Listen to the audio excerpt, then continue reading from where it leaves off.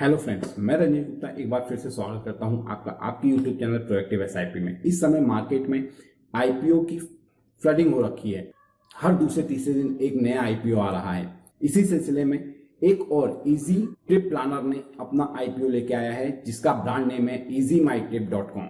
और आज की इस वीडियो में हम easyMyTrip.com के बारे में ही डिस्कस करेंगे। तो सबसे पहले हम जानेंगे कंपनी के बिजनेस मॉडल के बारे में।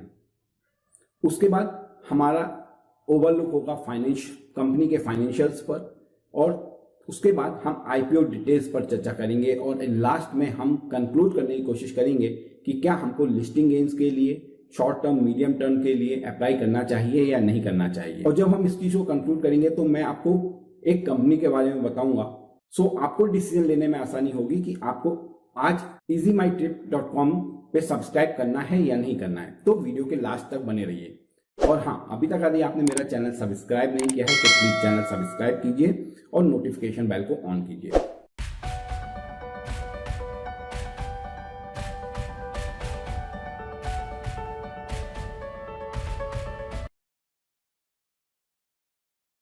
देखिए, कंपनी का बिजनेस मॉडल जो है बहुत सिंपल है, बिकॉज ये एक ट्रेवल एजेंसी है और ट्रेवल एजेंसी का बिजनेस क्या होता है ये हम सबको मालूम है। बट फिर भी easyMyTrip.com के बारे में ये बताना जरूरी है कि ये इंडिया की सेकंड ऑनलाइन ट्रैवल एजेंसी है।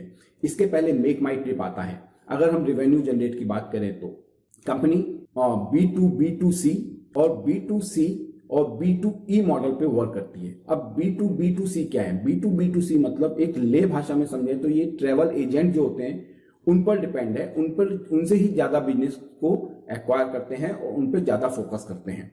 B2C है business to customers, direct customers को ये बिजनेस सप्लाई करते हैं थ्रू वेबसाइट्स और थ्रू मोबाइल एप्स। और तीसरा है B2E, इन्होंने अभी कारपोरेट से टाई अप किए हैं, जिसकी वजह से अब ये कारपोरेट को भी अपनी सर्विस प्रोवाइड कर पाएंगे। अब कंपनी क्या है? फ्लाइट बुकिंग्स, ट्रेन बुकिंग्स, बस bookings, cabs bookings, hotel bookings, travel insurance, visa processing, ये सारे बिजनेस में वर्क करती है।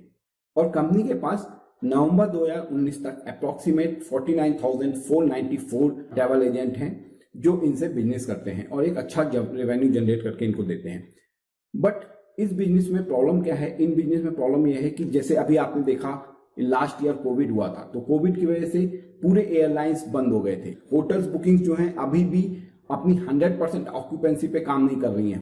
कंपनी जो है अपना 94 से 95% बिजनेस जो है वो एयरलाइन से लेती है।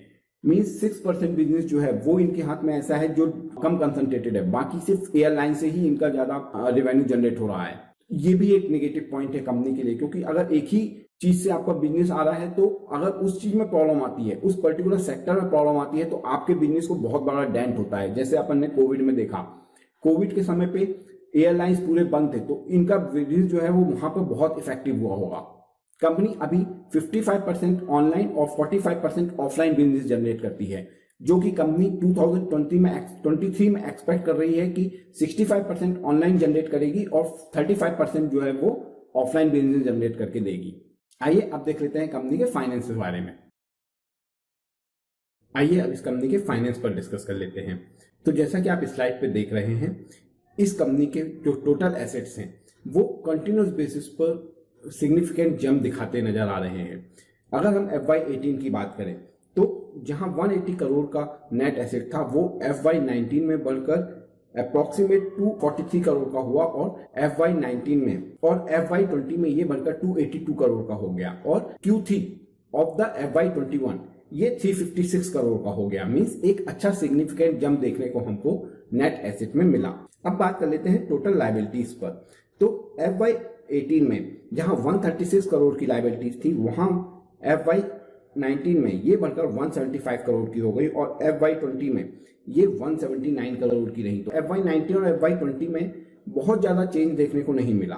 वहीं अगर हम Q3 ऑफ 21 की बात करें तो ये अप्रोक्सीमेट 222 करोड़ की हो गई। तो यहाँ पर FY20 के कंपेयर में काफी बड़ा जंप देखने को मिल रहा है, और अभी एक क्वार्टर होना बाकी है। आइए अब बात कर लेते हैं टोटल रेवेन्यू की। तो FY18 में 113 करोड़ के जो रेवेन्यू जनरेट किए थे कंपनी ने, वो बढ़कर 151 करोड़ हो गए FY19 में, और FY20 में 179 करोड़ के रेवेन्यू को जनरेट करने में कंपनी कामयाब रही और Q3 of FY21 almost 81.5 crore के रेवेन्यू जनरेट किए हैं और अभी एक क्वार्टर होना बाकी है। बट अगर आप FY20 से कंपेयर करें तो जहां FY20 में 179 करोड़ के रेवेन्यू जनरेट किए थे वहां पर ये काफी छोटा फिगर है, तो ये नंबर लास्ट ईयर से तो डेफिनेटली कम ही आएंगे। अब बात कर लेते हैं प्रॉफिट आफ्टर टैक्स की। तो इस स्लाइड में देखिए, जहां FY18 में कंपनी ने सिर्फ 3 लाख का प्रॉफिट किया था, वहीं FY19 में ये बहुत बड़ा सिग्निफिकेंट जंप लिया और ये अप्रोक्सीमेट 24 करोड़ का प्रॉफिट जनरेट किया। ऐसा क्यों हुआ?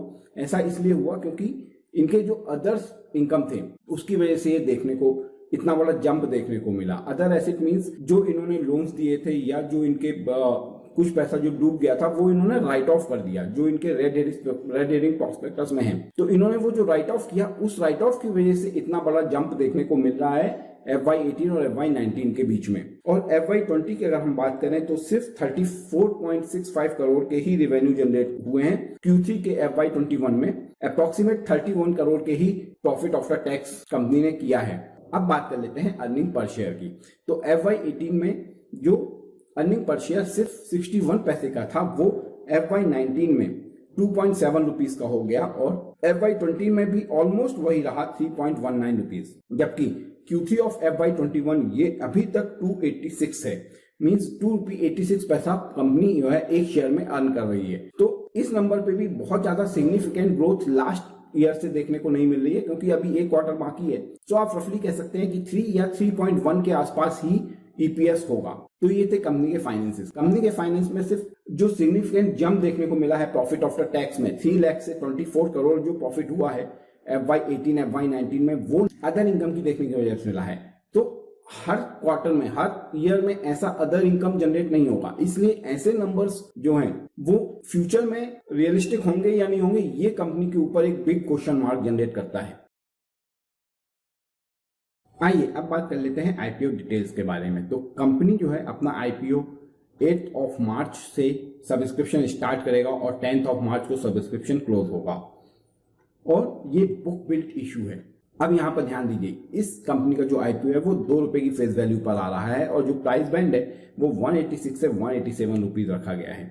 मार्केट लॉट जो है वो 80 शेयर्स का रखा गया है। मिनिमम क्वांटिटी जो आपको परचेस करनी है वो 80 शेयर्स करनी है, यानी 1 लॉट करनी है, जिसके लिए अप्रोक्सीमेट आपको 14,960 रुपीज खर्च करने होंगे। और मैक्सिमम क्वांटिटी जो है वो 13 लॉट्स की रखी गई है, जिसपे आप 1040 शेयर्स के लिए अप्लाई कर सकते हैं और आपको 1,94,000 रुपीज 480 रुपीज का पेमेंट कंपनी को देना होगा।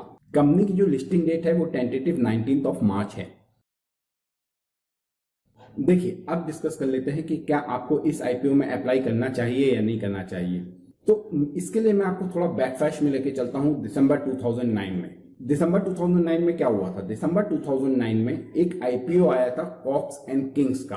तो देखिए 2009 में जब ये कंपनी लिस्ट हुई थी कॉक्स एंड किंग्स, उस समय भी ये काफी माना जा रहा था कि ये IPO बहुत बड़ा IPO है और शायद जो है वो काफी इसको रिस्पॉन्स मिलेगा, और रिस्पॉन्स तो बहुत अच्छा मिला। लेकिन जिस दिन कंपनी लिस्ट हुई उस दिन इसने 433 रुपीज के अप्रोक्सीमेट का हाई बनाया और 426 पे क्लोज हुआ और इशू प्राइस जो अप्रोक्सीमेट 304 के था। ये कंपनी मार्केट में अभी भी लिस्टेड है, लेकिन आज की जो 5 ऑफ मार्च की जो क्लोजिंग प्राइस है NSE पर वो 1 रुपीज 35 पैसा है। शॉकिंग, ऑब्वियसली शॉकिंग, सिर्फ 1 रुपीज 35 पैसा। अब हम कॉक्स एंड किंग्स के बैकग्राउंड को डिस्कस नहीं करेंगे इस वीडियो में। इस वीडियो में सिर्फ कॉक्स एंड किंग्स के बारे में बताने का जो मेन मोटिव था वो ये था कि आप डिसीजन ले सकें कि क्या हमें ईज माई ट्रिप का जो IPO आ रहा है जिसके लिए हम सब्सक्रिप्शन करने जा रहे हैं, तो हमें सब्सक्राइब करना चाहिए या नहीं करना चाहिए। That's it. तो देखिए जो एग्रेसिव इन्वेस्टर्स हैं उनको लिस्टिंग गेन के लिए तो शायद अप्लाई करना चाहिए, लेकिन जो रिस्क कम लेना जानते हैं कि उनको शायद सब्सक्राइब नहीं करना चाहिए, बिकॉज कॉक्स एंड किंग्स की हिस्ट्री हमारे सामने है। बट दूसरा पॉइंट ये भी है कि इस समय मार्केट में जो भी IPO आ रहे हैं पिछले 3 महीने 4 महीने में मार्केट ने उनको बहुत थम्सअप दिया है, बहुत ज्यादा ओवर रिस्पॉन्स दिया है और लिस्टिंग भी शायद बहुत शानदार हुई है।